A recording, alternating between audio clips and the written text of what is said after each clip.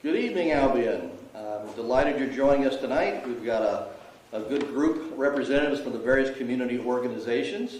We're going to start off with Calhoun County Public Health Department, and everything is going to focus on what the individual organizations, including our city, are doing in preparation to slow the spread of the virus, and this is to inform the community. So, Eric, if you would. Thank you, Mayor. I think what I'll start with is just a status update of where we're at currently in the state and the county. In Michigan now we have a total positive COVID-19 cases of 336. In Calhoun County we still do not have a positive case. Let me repeat that. We do not have a positive case in Calhoun County. We've tested 37 people now, and we have 23 tests pending, so we've had 14 negative tests.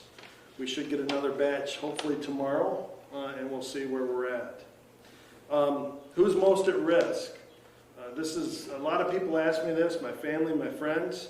Really, you know, and you may have heard this, but it's 60-year-old and older, underlying medical issues, lung, heart, immune system concerns. They're at the greatest risk here. But then some folks say and think, well, then if I'm not in one of those categories, then why do I have to abide by all of these things? And what we really want to do is we want to make sure that you're not in a category. When I say you're not at risk for severe illness as high, but you're still at risk of getting the illness and then transferring the illness to one of the high-risk categories. So we need to do this as a village. We need everybody to pull together and practice that social distancing. Symptoms, they appear in 2 to 14 days. Fever, cough, shortness of breath are the top three, basically, the main symptoms. And maybe some of the medical folks can speak to that later on the show. We've had some questions about testing. Who can test? The health department does not test. Go to your doctor. Speak to your doctor. Speak to your provider. Your provider you have a relationship with, and that's really important. You've built that relationship. Talk to them. They'll talk to you about it, and if you meet certain criteria that they have to follow, then they could recommend you for further testing. But your doctor will make that decision. That's important. If you do get tested, it's a nasopharyngeal swab. That's a real fancy word for a swab that's going to go up your nose. And they're going to test you for that. That's how they'll test you. And then that will be sent to a lab. What's the turnaround time? The turnaround time right now, the lab is behind. And more private labs are coming on, and more hospital-related labs are coming on. But right now it's been really 48 to 72 hours. It should be between 6 and 12 hours when everything is up and running fine. I think it's really important, some of the messaging that we want to get out to the public, especially in the age of social media, is where do you get your information? And get your information from reliable sources. Our health department or our county website has information on it. If you go to www.calhouncountymI.gov, that website will pop up, the county website. There's a banner, COVID-19. You click on the banner, and it's going to bring you a table, and it's updated twice a day. How many cases? I just told you our cases. We have 37 that have been tested, 23 pending. That is on our website right now, on the table. That will be updated twice a day, and certainly if we get a positive case, that's going to be either a press release or a press conference, and everybody's going to know at the same time. Okay. Questions? No, I've got a lot of medical questions, and I'll save them from Dr. Chapman from Oaklawn. But I guess one question is, are you encouraging people to go buy masks if they can find them? No, really the masks are for, Dr. Chapman can speak to this too, but masks are for our healthcare workers, and we're in short supply right now in the United States. We need every mask to go to the first responders and the healthcare workers that are going to be on the front lines of dealing with the folks that are sick with this COVID-19. So let them get the masks right now, and certainly if you are ill and you've been to the doctor, they may give you a mask because you are ill and you have symptoms. Okay. Thank you very much. I asked Dr. Chapman to come up from Oaklawn and give us a little more visual aids. Great job, Mary. Great job. Great job. And we are 6 feet apart. More or less. More or less.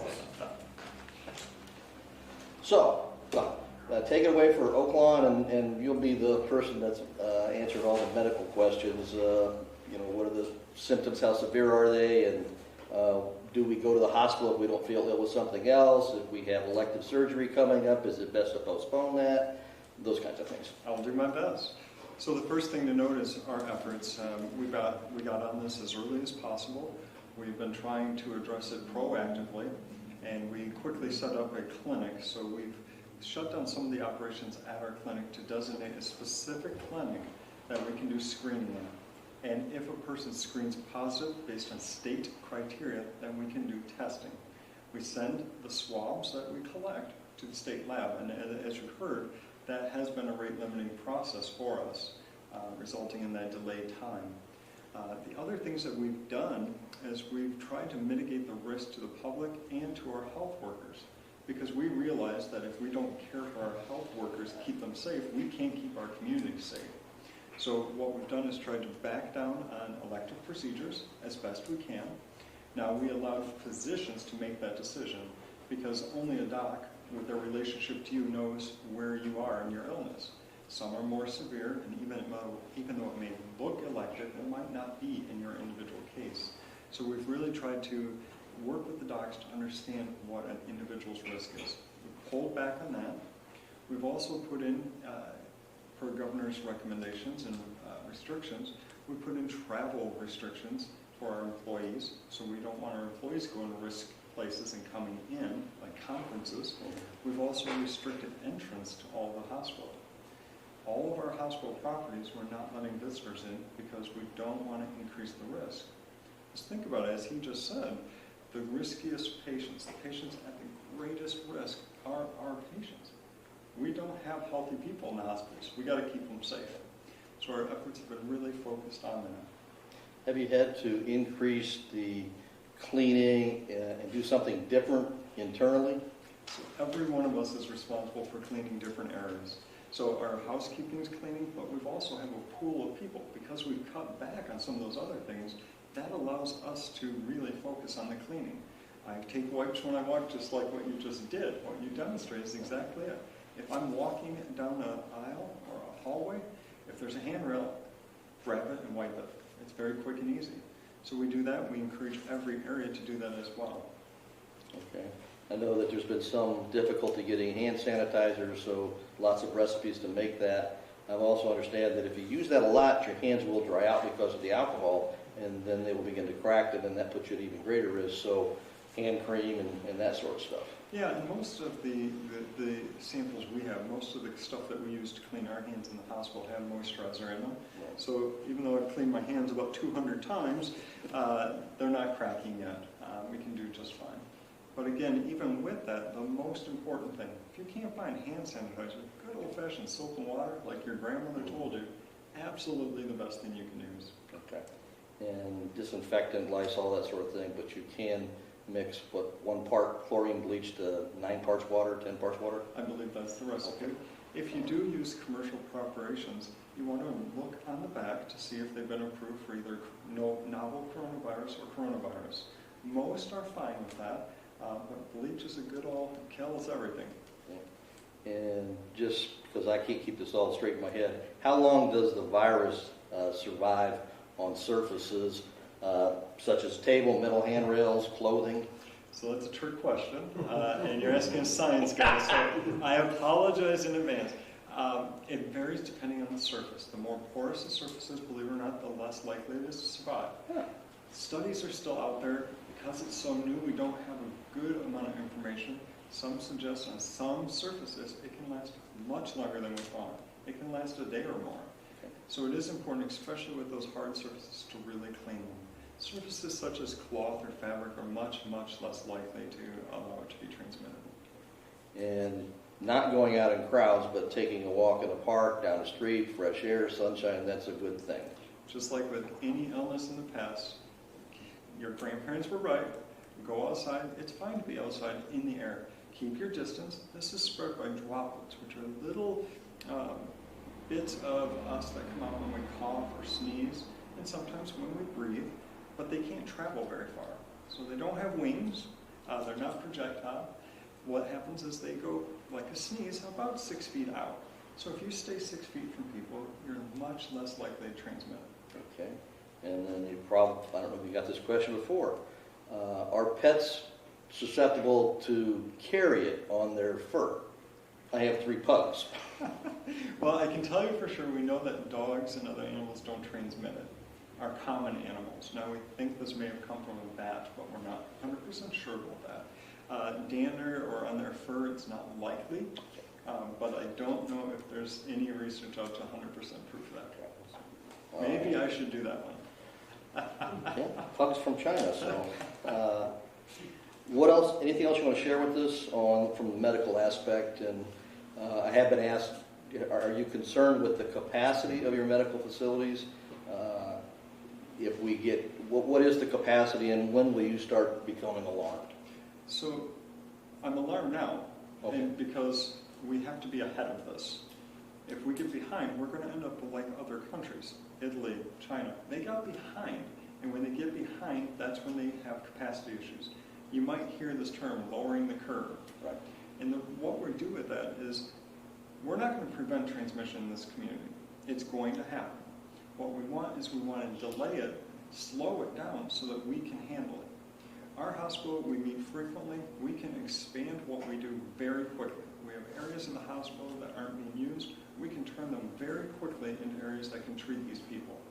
So we have that capability, and we will deploy that capability. We meet daily, discuss the risk benefits. We even look at airflow patterns in the hospital to know where's this absolute safest place that we can put people, and we map that out. So we have different surge capabilities and capacities, but we can take care of this as of right now. Now, if we see numbers like we do in Italy, if people don't do their part to help reduce transmission, no hospital is going to be able to accommodate that. Last question I have is, should municipalities, Albion, Homer, Marshall, look and try to identify potential, I don't want to say triage, but potential sites that if we did have a large upswing, we have a couple of sites that might work, or is it best to leave the medical field to the medical professionals? Right now, we have to be prepared for the worst. Okay. It's impossible for me to set up a ventilator in a high school gym. One, I won't have enough of them if we get to that point. I have the ability to turn one ventilator into 2, but they have to be next to each other. So right now, for the sickest of the sick, we need a hospital. The people who aren't that sick don't need a hospital. Stay home, chicken soup. That's the only treatment. I know that the governor and the federal government are pushing telemedicine so that we're not having people go in for routine things and things that maybe aren't routine but aren't as serious as this. Do you have any words of wisdom on telemedicine? Talk to your doc first. Okay. There's a whole lot of systems out there, but your physician will know which one that physician is able to work on. So in our situation, we're working with our docs to roll that out. We're also looking to roll that out for EMS and others. So telehealth is really good for this. The main thing we want to do, though, is we want to screen people. We want to be able to identify the sickest of the sick. You don't have to do that in person. And with that, I do want to share a number. This is not a plug for the hospital, but it is a plug to provide assistance to people who may be concerned. So our number is 269-789-7614. This is a number that's dedicated to screening people on the phone. The other thing I need to make sure people understand, getting tested does not cure this illness. There's not a need for most people to get tested. Most people will be fine. Stay home. The testing we can do is very limited. We can do screening on everybody. We can collect samples on a few, but we can only test a very few, and it's only the sickest of the sick right now. And if I get tested today, that doesn't mean I'm not going to contract it tomorrow. That's correct. Okay. It's one snapshot at a time. The tests are pretty reliable, no false positives, negatives. The test has some issues. Some people who will have it will test negative. It's about 70% accurate in that.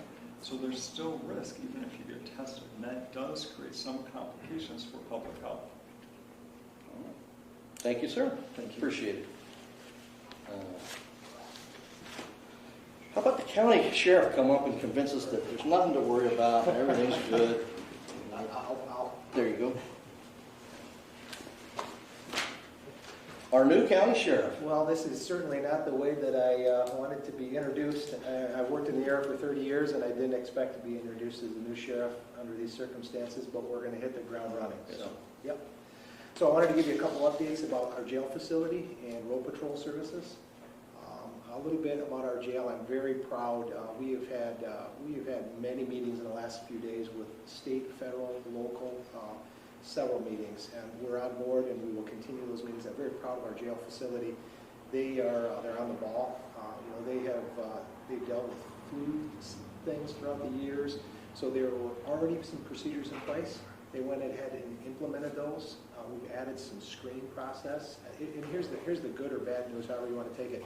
The jail's still open, and we will still take people if necessary. We just prefer you to choose not to be a guest under these circumstances, but we still are open.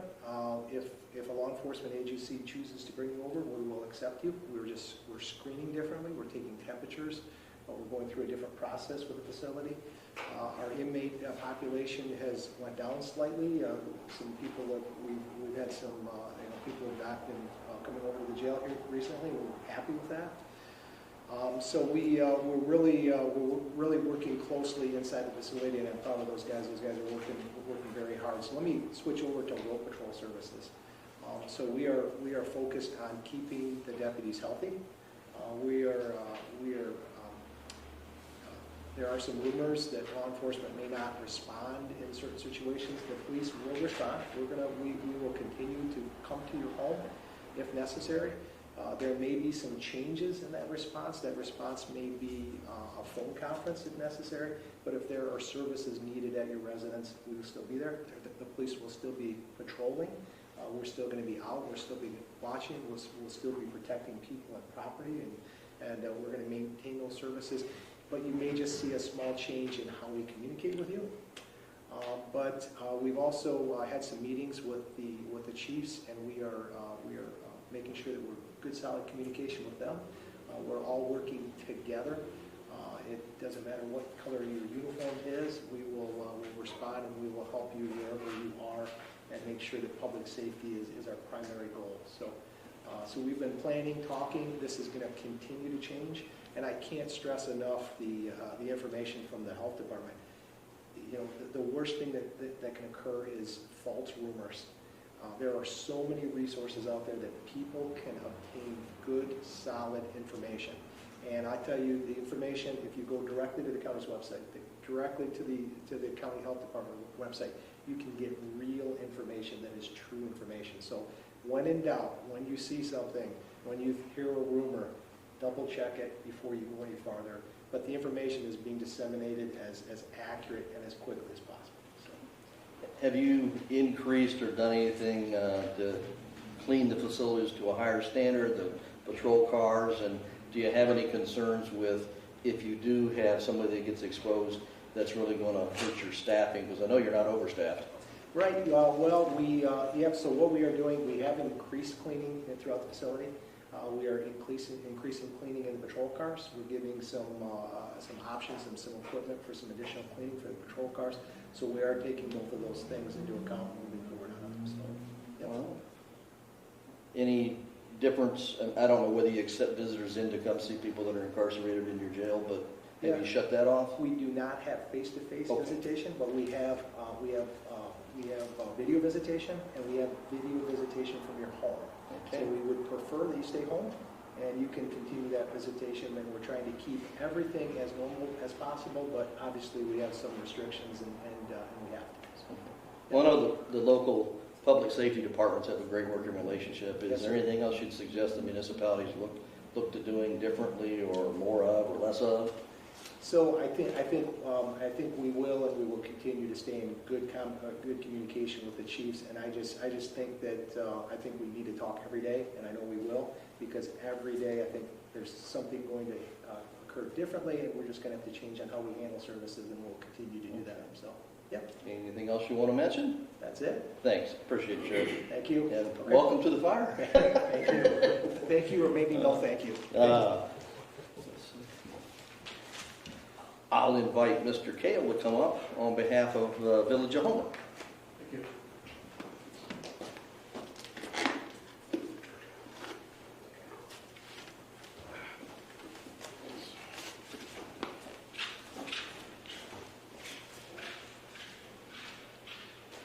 How you doing, Art? Pretty good. Thanks for being here. Yeah, thank you for inviting us. I'll just bring you up to date real quick on what we're doing at the Homer schools and speak on behalf of our superintendent, Scott Sallow.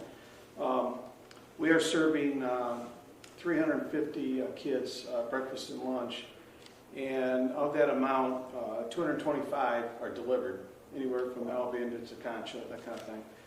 And so we've been doing that since, I think actually Monday is when we started doing that.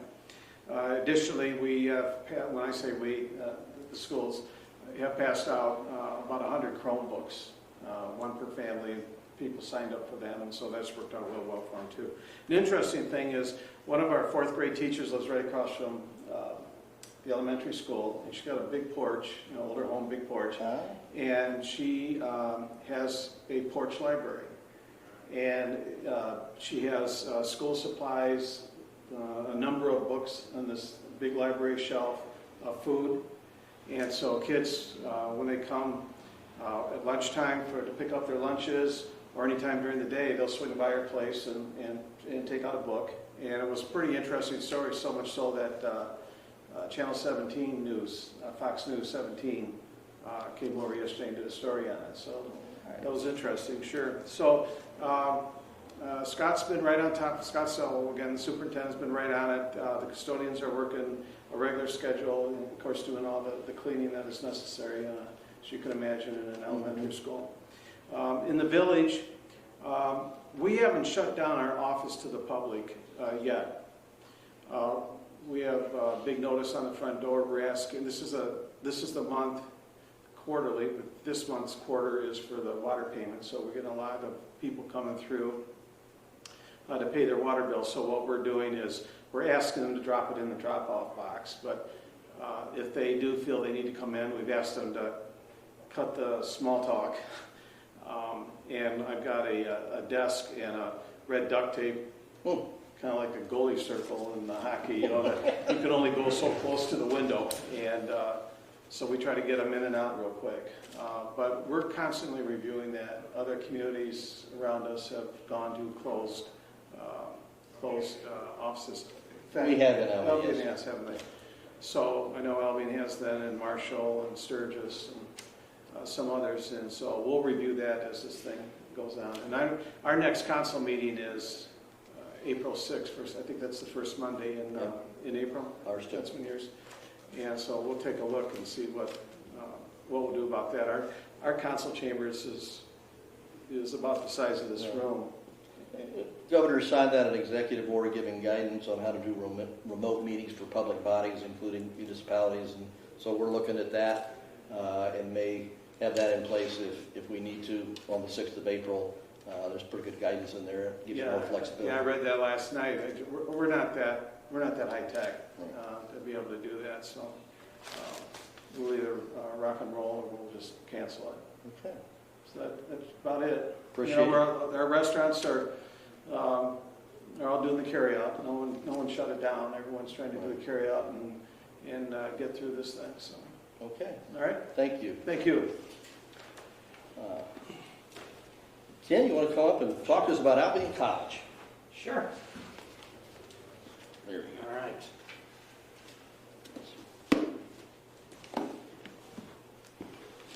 All right, put it over there.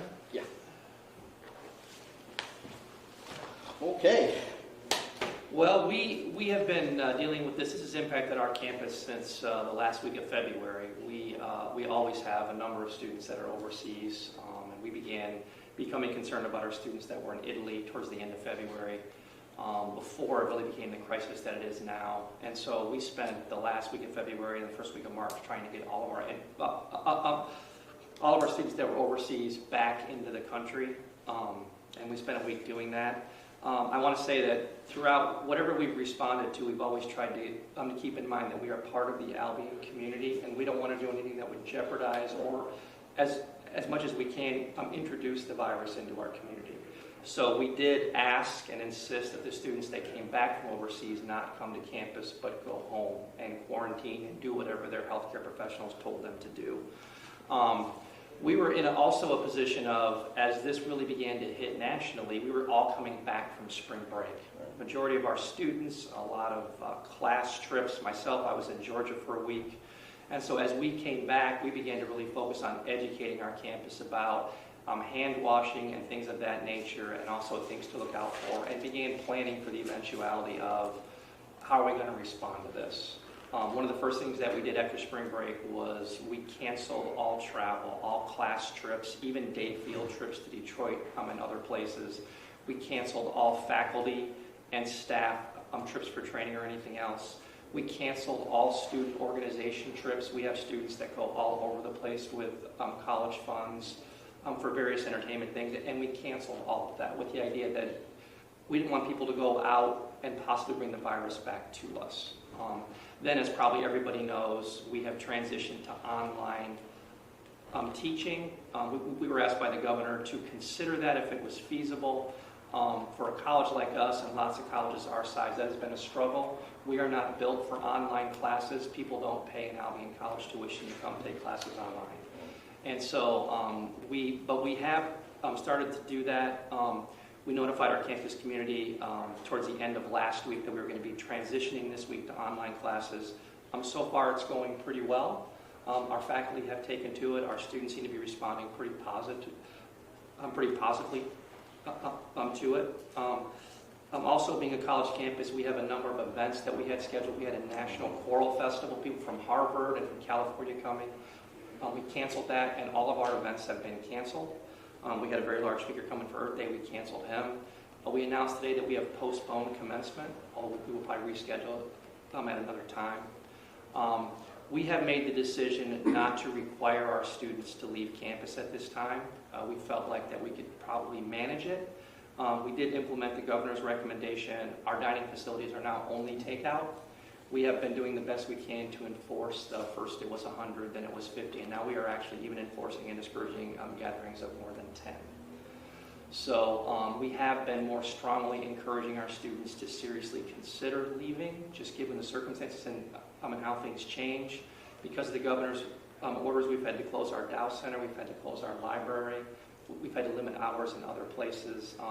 We are still committed to trying to support our students that are going to stay here and to help them, but we are really encouraging our students to think very seriously about going home and consult with their family about doing that. One question that I have and other people have asked, how much success have you had convincing these 18 to 23-year-olds who typically feel very invincible about everything that this is very serious and that they have a role to play? And even if they don't show any symptoms and they're not going to get severely ill, they run the risk of spreading it, and then we can't keep up with it. Yeah. Have you had any luck with that? That's been a big challenge. We had a flu outbreak about 9 years ago that required us to close our campus, but that affected our students. Right. And so that was easy. But in this case, everything that we're hearing is that this is not something that's going to be serious for people of that age population. And so students are like, why is this such a big deal? There has been some success with us saying you might end up infecting the faculty, and so people are more concerned about that. But I think it's been a challenge nationally, and we're no different. For students to understand that what we're really asking them to do is to protect the spread as opposed to their own health, although that's also a concern. I will say, though, that St. Patrick's Day, being what it is in our country, probably had the quietest one we've ever had and probably ever will again. So I think students were listening to that message somewhat, but it is a challenge. Okay. Anything else you want to share with us? Just the last thing, as the health department rep said, there was a rumor that came to the campus that we have had a case or that we have a case. That is obviously not true. If that happened, of course, we would release that information as permitted by the health department. So that's it. Thank you very much. Appreciate it. All right. Greg, would you come up and tell us what Consumer Energy is going to do or is doing? Thank you.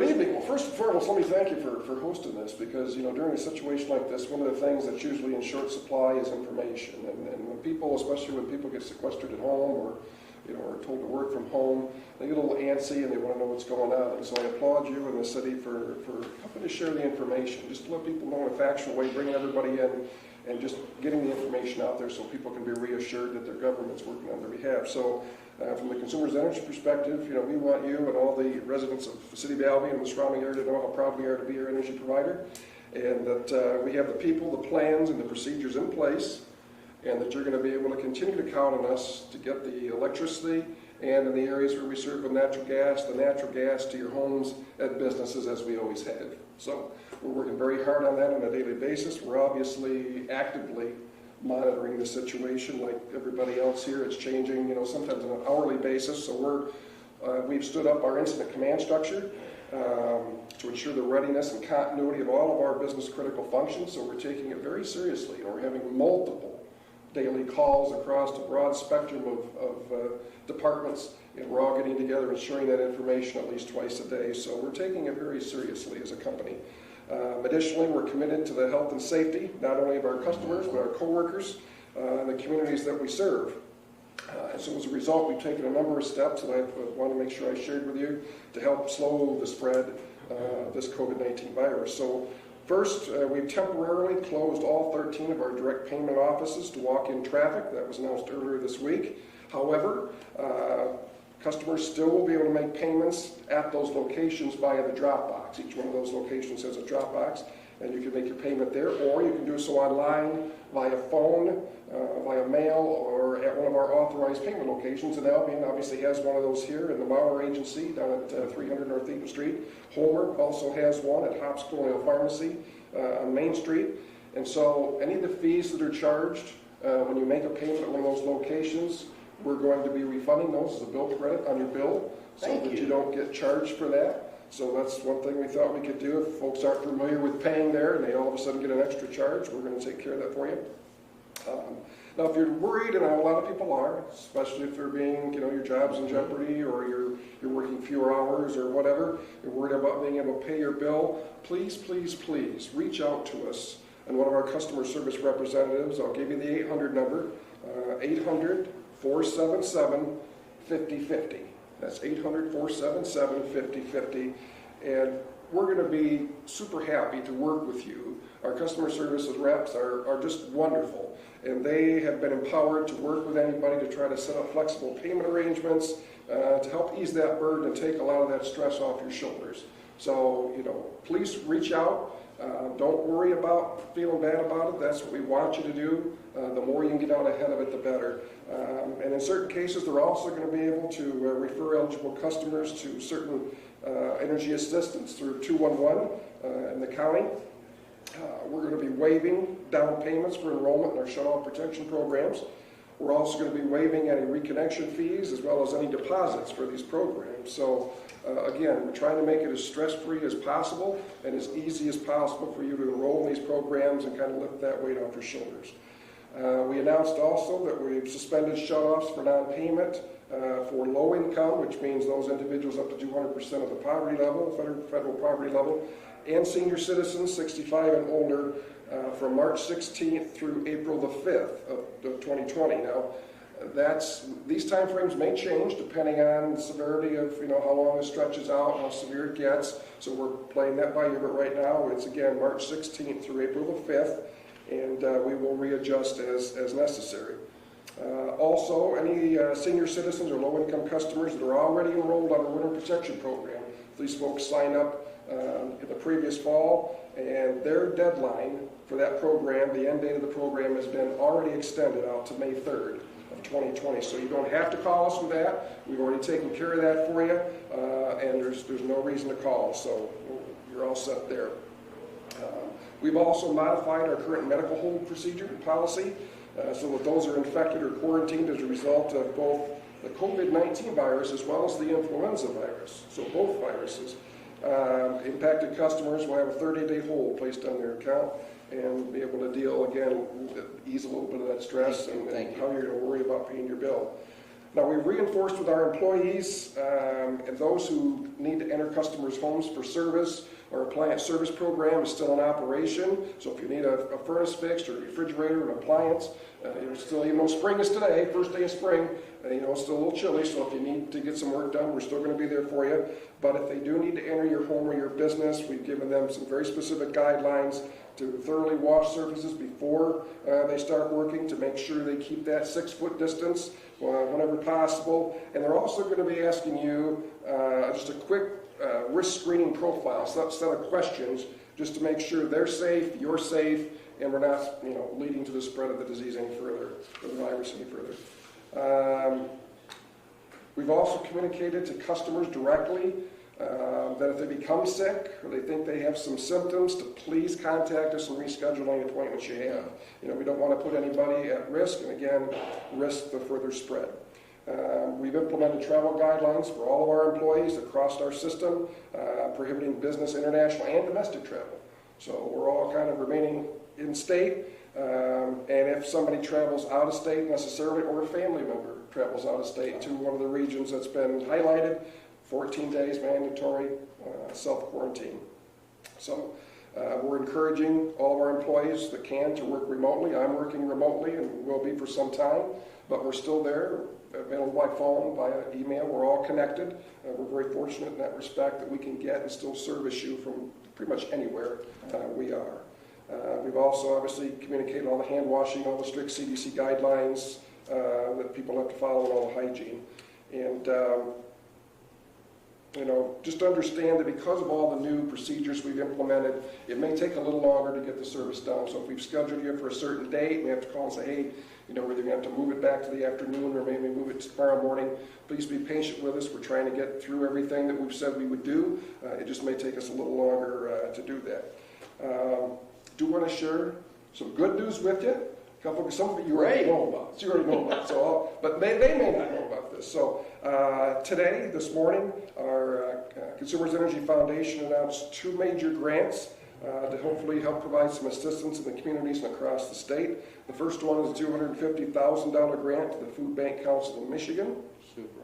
And that's to help with the distribution in their network to help fill gaps, to provide food for schools and other places that may need help providing food to children and vulnerable seniors and families. So that's one. The second one is the $250,000 grant to the Michigan Association of United Ways.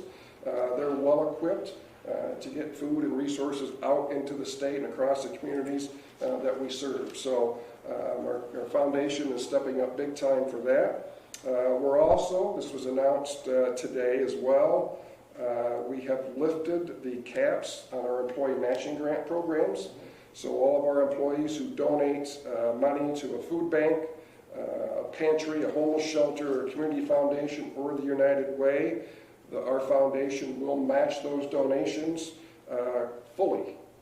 So there's we used to have a $1,000 cap, now it's whatever the employee gives. That process has already begun. We already have employees as of today, even though it was just announced, they're already giving. So we're just really pleased and fortunate to have a company that steps and stands behind us as employees. Yes, we are very fortunate to have that in our community, so thank you. So it'll be put to use here as Yes, well. sir. So now one piece of good news that I do know you already know about is that Albion has been named as one of our 10 finalists for our Put Your Town on the Map pitch competition. Unfortunately, that pitch was supposed to take place at the CDM and the Community Economic Development Association of Michigan Conference next month. We were going to go up there, have a big day, bring all the 10 finalists in, and you're going to make a pitch.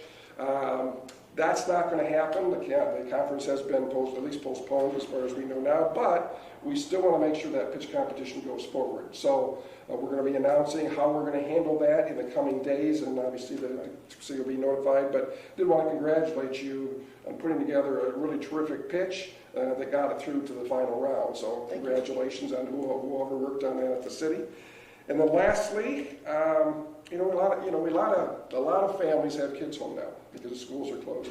And so maybe not used to being home with them that much. Certainly want to try and keep those brains busy and active. And so what can we do? I can only read books so often. Well, you want to just put this out there to folks to recommend check out the education section on our website. And there are some really great games and lesson plans and other resources for students, teachers, parents, and scouts. scout leaders. So go to our website, consumersenergy.com, click on the community tab at the top, and then on education under the quick links. You go to the left side, it'll say quick links, click on the education, it'll take you in there. A lot of fun stuff for people to do while they're kind of sequestered at home, and make the best of it. We all got to work together, we got to come together, and we're going to get through this. It's just going to take some time, and we all need to pull together and help one another out. So again, thanks for Thank you. tonight. Appreciate it. Appreciate everything. This is great. You betcha. Mr. Big, do you have any words you want to share with us, sir? Thank you, Mr. Mayor. It's a great opportunity here to speak with you this evening. I do want to commend Dr. Chapman. He went the full gamut, A to Z. He covered everything. So obviously, Oak Lawn is extremely proud to have the opportunity to serve the healthcare in the entire region, covering the Albion community, the Homer, and all of the Marshall and all the surrounding communities. Dr. Chapman pretty much covered everything. All the things we have in place, we're taking a very, very proactive approach. I do want to commend the surrounding communities and what they have done. They're taking this serious, very serious, and it has really helped us out as a hospital. There's not a lot of traffic. We're getting ready for the potential of this thing to expand. And obviously, just looking at the numbers today from yesterday, a 400% increase in cases and some fatalities related to that. So the one thing I do want to tell you is that you talked a little bit earlier about a location. So the governor issued a number of executive orders in the last week. I think it was about from 2020-06 to we're at 2013 now. 16 now. So I was just reading them earlier today, but she's gone through a lot of them. One of the things she did that's really going to help hospitals out is she waived and suspended a lot of the certificate of need requirements should hospitals have to expand beds. So they could literally make those decisions instantly, and we could get through the process. Normally, that takes many, many months, up to years, to get these beds. So they have broken down some of those barriers. It's going to give us that opportunity, should we need that. And like Dr. Chapman said, we can set things up in the hospital much easier than at a school gym or an athletic facility. So. Okay. Do you have any concerns with your staff being able to handle this as the months go on? Do you think you're going to need to bring in more healthcare workers, and if so, where are you going to get them? Well, you hit the nail right on the head. Sure, there is a concern for a multitude of reasons. One, if our staff were to become infected, obviously they're going to be at home, so that's going to create pretty big shortages. The next question is, where do we find the talent? Every hospital in the state of Michigan, around the country, is facing the same problem that we're facing. So it will be a challenge. We are doing some things to enhance the skill level of individuals, including myself. I'm ready to do housekeeping work if I have to. I've gone through the training program, so all hands on deck. We're ready to go. We'll do the best we can, and it's going to be trial by fire for literally every healthcare organization in the state and country. And I definitely envision that this increase in demand for healthcare, and we're talking months, not weeks. One of the things, I had a conversation with Senator Bison today, and he was going to reach out to the president of KCC. They have a CNA training program, and almost all of that training program can be completed without face-to-face contact. And I think now's the time to increase the flow through that as opposed to stop that training program, because I think you're going to have a need emerge. Absolutely. And ironically, just before I came here, I talked to Senator Bison, and we talked about the same exact thing, about the throughput to get these students through the system to prepare themselves and to be able to deliver the care to our community members. Great. Thank you for coming in this evening with the rest of the organizations. I really appreciate it. I know you're very busy, particularly right now, but this is important so that the community can hear straight from the leadership what the organizations are doing. So thank you very much. Well, thank you so much, Mr. Mayor. Thank you. And now I'm going to burden Chief Scott, who's our emergency management liaison, which means he's really the guy in charge. for the most part. And between he and I'm just going to be quiet here and let the chief talk, what the city's doing, changes that we've made, and that sort of thing. Yep, well, you know, the city council voted Monday night to close City Hall through April 3rd at this point. So all city staff is still reporting, which means there are services that are still available. You can call into City Hall at any time and should be able to get the phone answered during regular business hours. We are taking payments. Either you can mail them in, you can use the drop box out front, or you can go online and do the payments online. We ask that nobody send cash through the mail or put in the drop box because we can't account for that necessarily, and there's no receipt for that at that point. So we ask that you use checks or money order for that.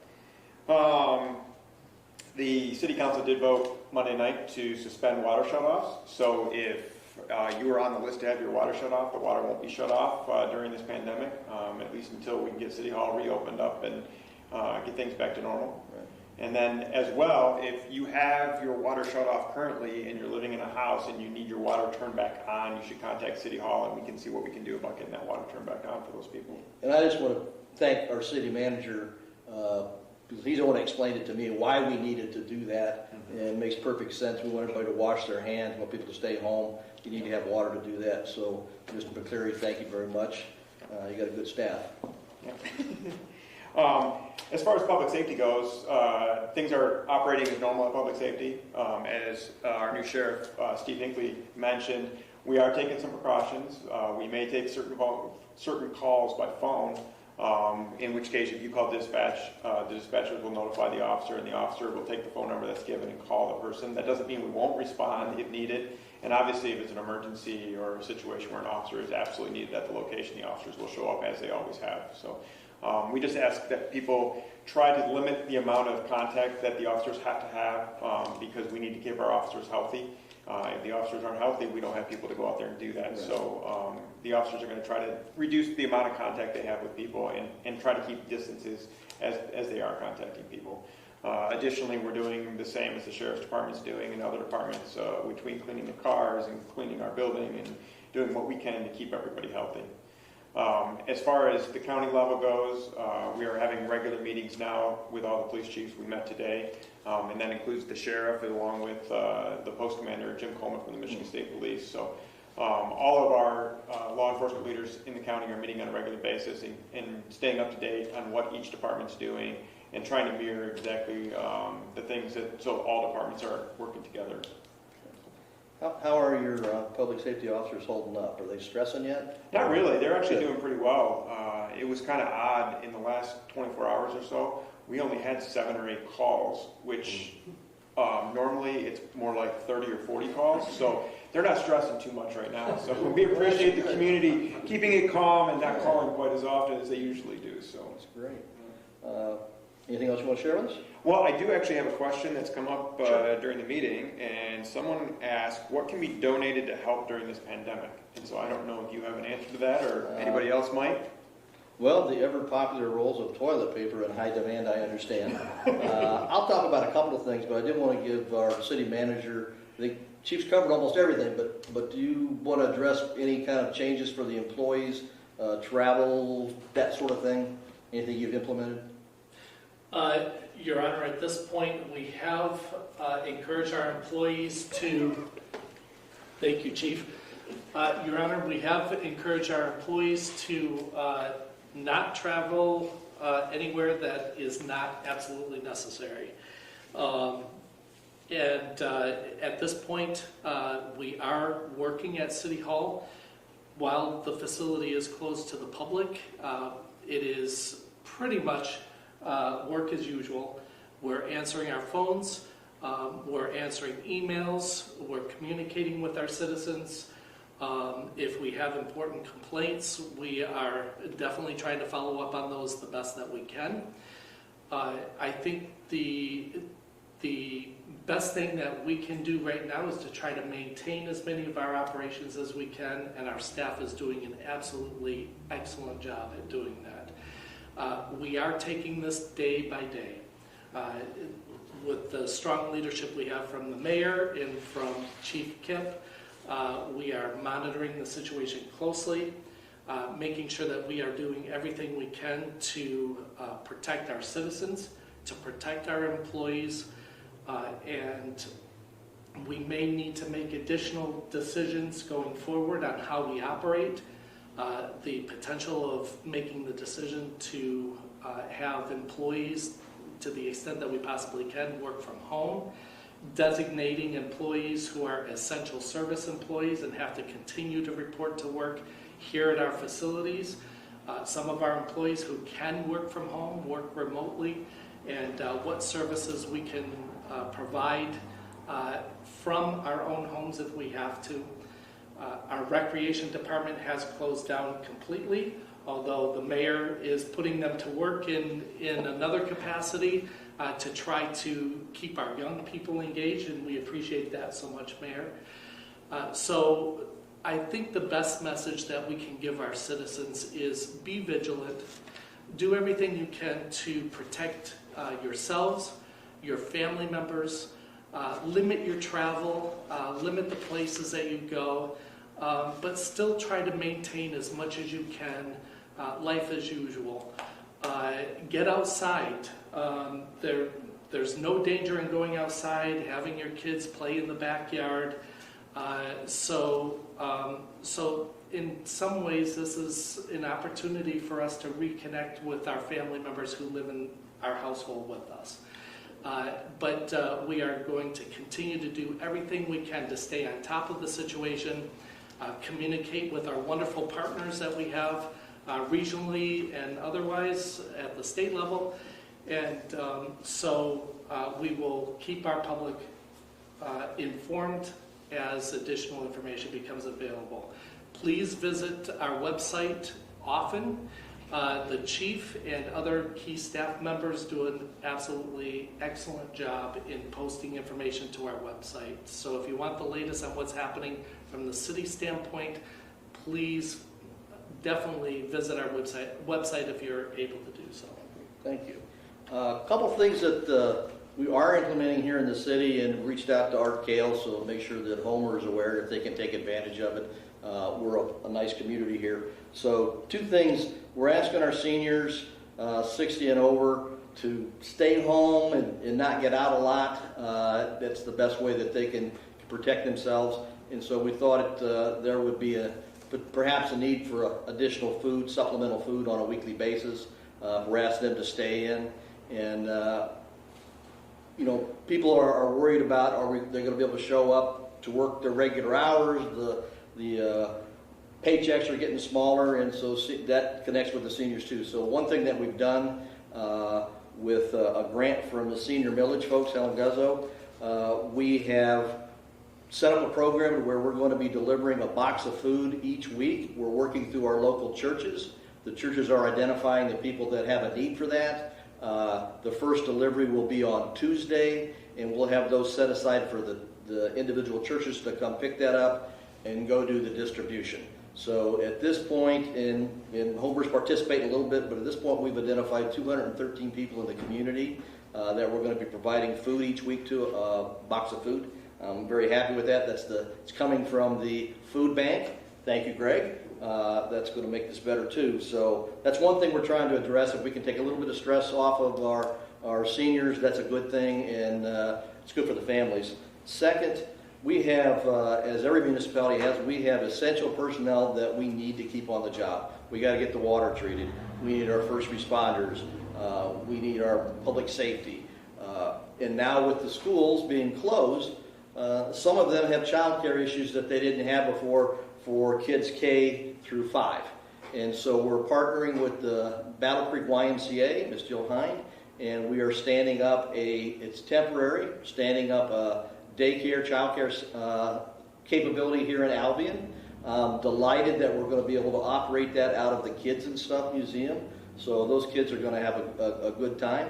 The preference for placement, and I think the capacity is going to be about 30 kids. So the preference for placement is going to be those key and essential personnel, healthcare workers. If you work in the healthcare field, you don't need another worry about what am I going to do with my kids. And so first responders, healthcare workers, key and essential personnel. And so we're making that available. They will have preference if we have capacity.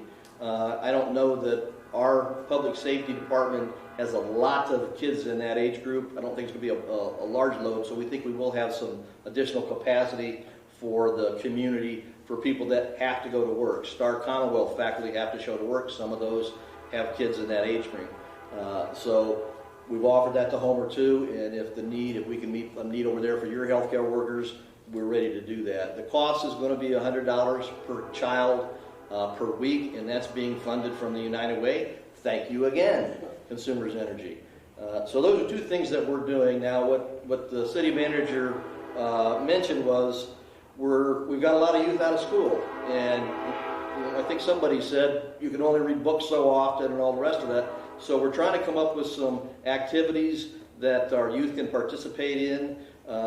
I think we're going to have a small footprint online gaming, and that's being set up, I think, in the Free Methodist Church with the assistance of the YMCA. The number of people in that facility at any one time will be limited to 10, cleaning between everything. But I've asked Larry Williams, the Recreation Director, to partner with Cindy Stancic from the library. If we can have some art contests, kids, youth can do some artwork and send it in. We'll come up with the prizes. It may be gift certificates to the local restaurants, including Cascarelli's and Homer, something like that perhaps. Essays, maybe they can come up with a science project, book reports, whatever that give them some activities to do. And I know nothing about online gaming, but if there's a way that the city could host a tournament or something, we would definitely like to do that. We'll figure that out if that's a possibility. I'm really impressed with how everybody in the community is pulling together. Yes, this is a big impact on our lives, but you can look throughout the world and see that's a gigantic impact on their lives. And so this is important for everybody to fully cooperate and participate in this, to flatten that curve, slow the spread, and think of people besides yourself. So if there's anybody here that's got something else they'd like to say, otherwise I want to thank all of you, Dr. Chapman, Mr. Bigg, Kent, and our new sheriff, Art, and Chief Scott, and Consumers Energy, Greg Moore, City Manager, Mr. McCleary. Thank you very much.